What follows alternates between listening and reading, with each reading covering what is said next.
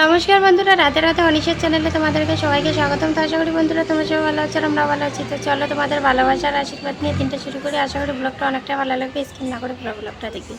তো যে যেখান থেকে দেখতেছে আমার পরিবারে জয়েন হয়ে যায় আর আমাকে ভালোবাসা আর সাপোর্ট দিবে। বাজে 12:30। এখানে আমি মুসুর ডাল বসা দিয়েছি। তো এদিকে ডাল সিদ্ধ হচ্ছে, বাইরে কাজ করতেছি।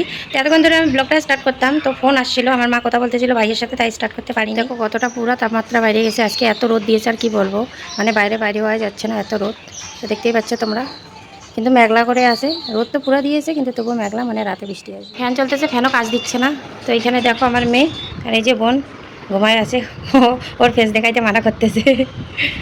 তো এই দেখো মেয়ে ঘুমাচ্ছে, এখন আমার কাজ করার পালা। ও জামা কাপড় আমার কেচে দেওয়া হয়ে গেছে, এইখানেও জামা ওইখানেও জামা। আর আজকে এই ক্যাতাটার মধ্যে আমার মেয়ে পায়খানা করে দিয়েছে, মানে বেগুনি কালারেরটা। ওইখানে পাশে যেটা আছে কালোটা, ওইটা এমনি শুকাইতে দিয়েছি আমি। তো চলো, দেখতেই পাচ্ছ রোদের ভোল্টেজ কত। এখন আমার মন্দিরের গেট খুলে নেই, এখনো স্নান করি নাই, স্নান করে তারপর পূজা দিতে। মাঠে গাড়ি আসছে, কারণ আমাদের জমিগুলো চাষ হচ্ছে। তো অনেক গাছ হয়ে গেছে, বিষকাটালি, তারপরে এই যে কি খুরিয়া শাক না কাটা শাক বলে, ওগুলো হয়ে গেছে। তো যারা ধান গাড়াবে ওদের তো পায়ের মধ্যে ফুটো হয়ে যাবে, তাই এগুলো চাষ হচ্ছে যাতে গাছগুলো মরে যায়। তো এইখানে এই যে কুমড়ার বীজগুলো আমি শুকাইতে দিয়েছি। তো তোমাদেরকে তো দেখাইছি একটা কুমড়া, ওই দিনকার ব্লগে দেখাইছি যে একটা কুমড়া বসে যাচ্ছিলো। তো বীজগুলো নিচ্ছি, এগুলো খুব মিষ্টি, মানে কুমড়াটা আর কি খুব মিষ্টি। আর লঙ্কা গাছগুলো এখানে এনে লাগাই দিয়েছি, দেখো পাতাগুলো ঝরে ঝরে যাচ্ছে, কিন্তু লঙ্কাগুলো ধরে আছে এখনো, তত্তাজা আছে, খুব সুন্দর সুন্দর লঙ্কা। তো আশা করি গাছটা মানে বাঁচবে, আশা রাখা যায় আর কি। এখানে রয়েছে থাল বাসনের গাঠটি। তো সকাল থেকে এই অবধি 3বার থাল বাসন আমার মাজা হবে, এতগুলো করেই। জানি না আমার এত থাল বাসন কেন বাইরে হয়ে যায়। আর ওইখানে দেখো একটা আম পড়ে আছে, কত সুন্দর আম, দেখো দেখতে পাচ্ছ, গাছ থেকে বসছে। তো এই যে এই গাছ স্নান করে নিব। আর ওই দেখো আমার ভাইয়ের বউ কোথায় যাচ্ছে, এখানে বাথরুমে। তো যাকে এখন আমি স্নান করব, থাল বাসনগুলো মেজে, কারণ পূজা দেওয়ার লেট হয়ে যাচ্ছে। তো চলো যাবে, এত রোদ দিয়েছে আর কি বলবো, যখন বৃষ্টি দিবে বৃষ্টি, আর যখন রোদ দিবে রোদ। তোমাদের সাথে আরেকটা জিনিস শেয়ার করি, ও দেখতে পাচ্ছ ওগুলো কি বলে, যে কাঁকড়া, 2টা কাঁকড়া আছে। তো জল দিনে এমনি রেখেছি, দেখো খুব সুন্দর করে আছে 2টা কাঁকড়া, আর বাদ বাকিগুলো মরে গেছে। বন্ধুরা তোমরা দেখতে পাচ্ছ এই যে আমাদের জমিনগুলো চাষানো হয়ে গেছে। তো এই সাইডটা চাষানো হয়নি, তার কারণ এখানে খড়ি ছিল, যার জন্য হয়নি, উঠানো হয় নাই আর কি। তো এই দেখো সবগুলো চাষা হয়ে গেছে, একটু একটু করে জল রয়েছে। আর এই যে গাছগুলো পচে যাওয়ার জন্য আর মরে যাওয়ার জন্য চাষ আইলো। এখানে দেখো আমরা সবাই আড্ডা মারতেছি, আমার মেয়ে, বোন, ছেলে, সবাই মিলে আড্ডা মারতেছি। তো এই যে বাইরে দেখতে পাচ্ছি আমার কাপড় চোপড় আছে, এগুলো এখন ঢুকাবো। এই দেখো আমি এখন এখানে মালা জপ করতেছি, কারণ বেলা থাকতে থাকতে মালাটা জপ করে নিলে ভালো আর কি, না হলে পরে একবারে হয়ে যায়, মানে রাত্রিবেলা ঘুম পায় রান্না টান্নার পরে, তাই এখন জপটা করে নিচ্ছি। তো চলো যা যায়। তো শুভ সন্ধ্যা বন্ধুরা, শুভ সন্ধ্যা বললেও ভুল হবে, প্রায় 8টা 8:30 বেজে গেছে। তো যাকে সেখানে মাছ নিয়ে আসে, রুই মাছ, তো এখানে মাছ ভাজা বসায় দিয়েছি। আর এইখানেও কিছু রয়েছে, তো মাছগুলো এখানে ভাজা বসায় দিয়েছি। কী দিয়ে মাছগুলো ঝোল বানাবো তোমাদের সাথে অবশ্যই শেয়ার করবো। তো ভাত হয়ে গেছে, ভাত উপর করে দিয়েছি।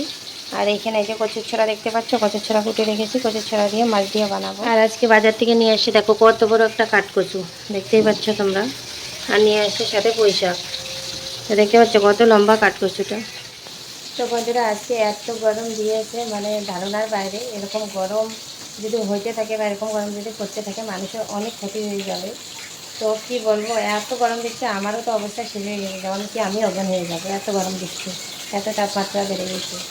তো গরমে আর রান্না করতে ইচ্ছে করতেছে, অনেক কষ্ট করে রান্না করতেছি, একটু করে রান্না করতেছি, আবার ফ্যানের তলায় যাচ্ছি। মানে এত গরম দিয়েছে, এই গরমে বাচ্চাটা অনেক মুশকিল হয়ে গেছে, জানি না কেন এত তাপমাত্রা বেড়ে গেছে। তো যাকে গরম পড়লো তো সংসারের কাজ করতেই লাগবে, সংসারের কাজ থেকে তো আর রেহাই পাবে না। মানুষের যারা সরকারি চাকরি করে তাদেরও মানে সপ্তাহে একদিন ছুটি আছে, কিন্তু আমরা এমন চাকরি করতেছি, মানে এমন ডিউটি পালন করতেছি, আমরা যতদিন না নিজে শরীর ত্যাগ করবো ততদিন এই ডিউটি থেকে মুক্তি নেই।